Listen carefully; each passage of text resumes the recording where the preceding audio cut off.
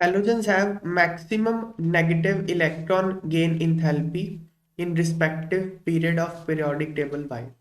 ठीक है, क्या मतलब है इसका?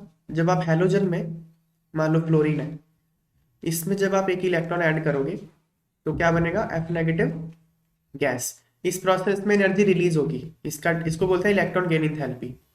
This is negative because energy इसमें रिलीज होती है।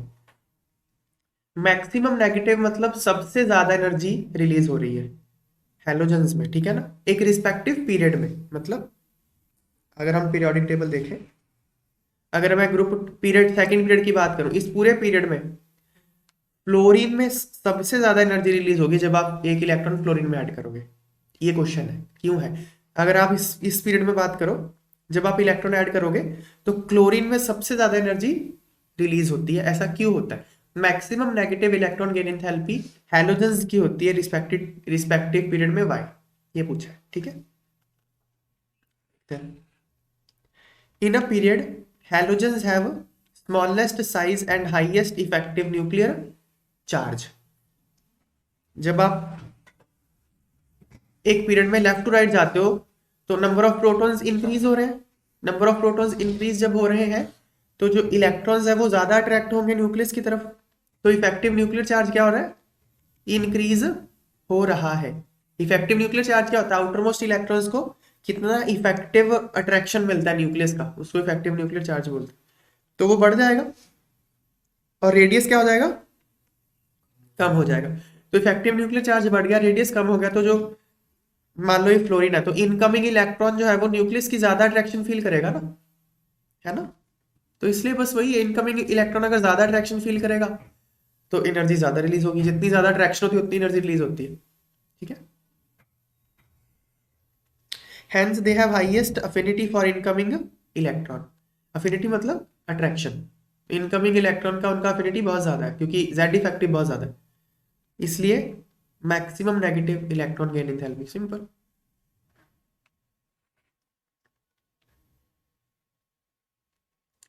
Explain why, in spite of nearly same electronegativity, nitrogen forms hydrogen bonding whereas chlorine does not। हाँ देखो ये क्या है, HCl में ना हाइड्रोजन बॉन्डिंग नहीं होती, पता आपको ये बात? HCl में हाइड्रोजन बॉन्डिंग होती नहीं है। हाइड्रोजन बॉन्डिंग कहाँ होती है? जब हाइड्रोजन किसके साथ कनेक्टेड हो? नाइट्रोजन के साथ, ऑक्सीजन के साथ या क्लोरीन के साथ। HCl में, HCl में क्या डाइपोल तो है, ये यहाँ पार्शियल नेगेटिव यहाँ पार्शियल पॉजिटिव, डाइपोल तो है पर पोलैरिटी इतनी ज्यादा नहीं होती कि एच बॉन्डिंग हो सके। इसी पे बेस्ड क्वेश्चन है ये। एच बॉन्डिंग क्या होता है? डाइपोल डाइपोल अट्रैक्शन ही होता है एच बॉन्डिंग, बट उसमें पोलैरिटी बहुत ज्यादा होती है। जैसे वाटर में, HF में ले लो सिंपल एग्जांपल, HF में अब इसमें पोलैरिटी बहुत ज्यादा है, ठीक है ना। तो जो डाइपोल डाइपोल अट्रैक्शन होगा they are very strong, this is partial negative, this is partial positive. तो इसमें डाइपोल डाइपोल अट्रैक्शन ही है but this is very strong. तो hydrogen bond is also type of dipole dipole attraction. तो ये question ये है कि जब हाइड्रोजन क्लोरीन के साथ कनेक्टेड होता है तब तो एच बॉन्डिंग शो करता नहीं, नाइट्रोजन के साथ होता तो करता है, हालांकि दोनों की इलेक्ट्रोनेगेटिविटी ऑलमोस्ट सेम है। ऐसा क्यों है? समझ में आई बात? कारण क्या देखो, chlorine is larger in size than nitrogen, chlorine का साइज बड़ा है, hence charge density on chlorine is lesser. देखो ये H और Cl ये मान लो, ठीक है, ये H और ये N, समझ में आई बात? तो अब चार्ज, ये क्लोरीन बड़ा हो गया ना, क्लोरीन बड़ा हो गया तो इसमें चार्ज डेंसिटी क्या हो जाएगी? कम हो जाएगी। चार्ज डेंसिटी अगर कम होगी तो जो बगल वाला H ये है, देखो एक और HCl ऐसे, तो यहाँ पे चार्ज डेंसिटी कम है तो इन दोनों में अट्रैक्शन फिर कम हो जाएगी। यहाँ पे देखो, यहाँ पे चार्ज डेंसिटी ज्यादा है तो इन दोनों में अट्रैक्शन ज्यादा होगी। तो सिर्फ चार्ज से नहीं करना होता आप क्वेश्चन, चार्ज डेंसिटी इंपॉर्टेंट होती है, बात समझो, ठीक है बात। तो क्योंकि क्लोरीन पे चार्ज डेंसिटी कम है, दस electrostatic attraction between chlorine and hydrogen is lesser. ये क्लोरीन और हाइड्रोजन में जो इलेक्ट्रोस्टैटिक अट्रैक्शन है ये क्या होगा? उसका मैग्नीट्यूड कम होगा एज कंपेयर टू जो नाइट्रोजन और H में होगा, ठीक है। Hence in spite of nearly same electronegativity, nitrogen forms hydrogen bond whereas chlorine does not.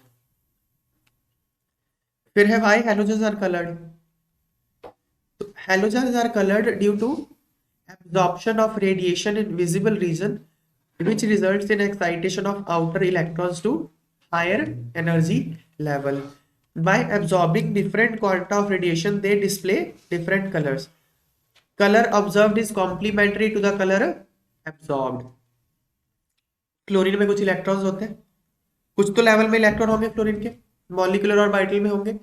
तो जब लाइट आएगी, व्हाइट लाइट मतलब जिसमें हर वेवलेंथ होती है,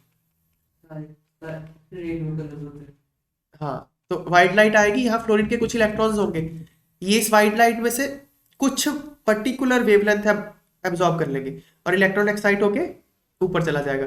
जो एब्जॉर्ब नहीं किया वो ये ट्रांसमिट कर देंगे, वो हमारी व्यूअर की आई को दिखेगा और वो कलर दिखेगा।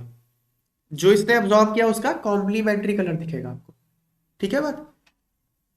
F2 येलो है, Cl2 ग्रीनिश येलो है, Br2 रेड है, I2 वायलेट है।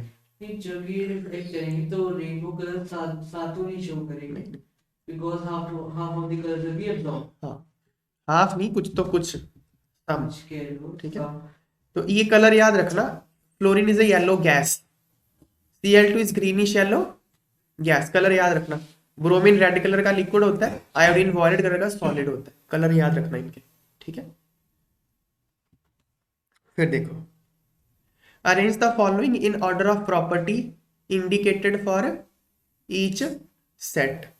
F2 Cl2 Br2 I2 decreasing bond dissociation enthalpy. Bond को तोड़ने में जितनी एनर्जी चाहिए उसको डिक्रीजिंग ऑर्डर में लिखना, मतलब जिसके सबसे ज्यादा चाहिए उसको पहले लिखना। तो इसका आंसर ये देखो, नीचे से ऊपर, फ्लोरीन, क्लोरीन, ब्रोमीन और आयोडीन। तो बॉन्ड लेंथ क्या हो रहा है, बॉन्ड लेंथ इंक्रीज हो रही है ना, लंबे बॉन्ड को तोड़ना आसान होता है, तो बॉन्ड डिसोसिएशन एंथैल्पी डिक्रीज हो जाएगी।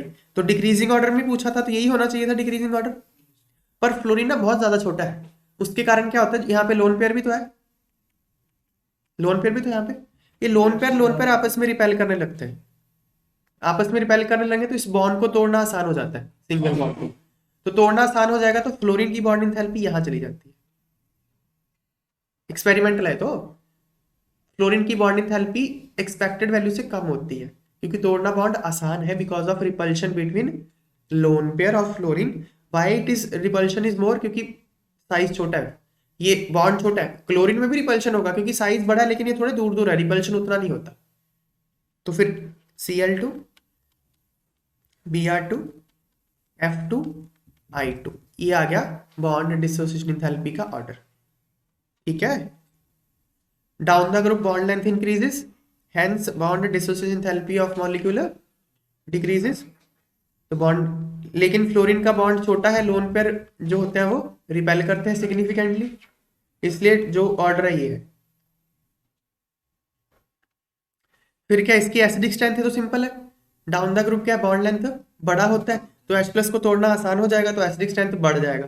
इंक्रीजिंग ऑर्डर ही पूछा था ना, तो इंक्रीजिंग ऑर्डर यही है, डाउन द ग्रुप है ना, HF HCl HBr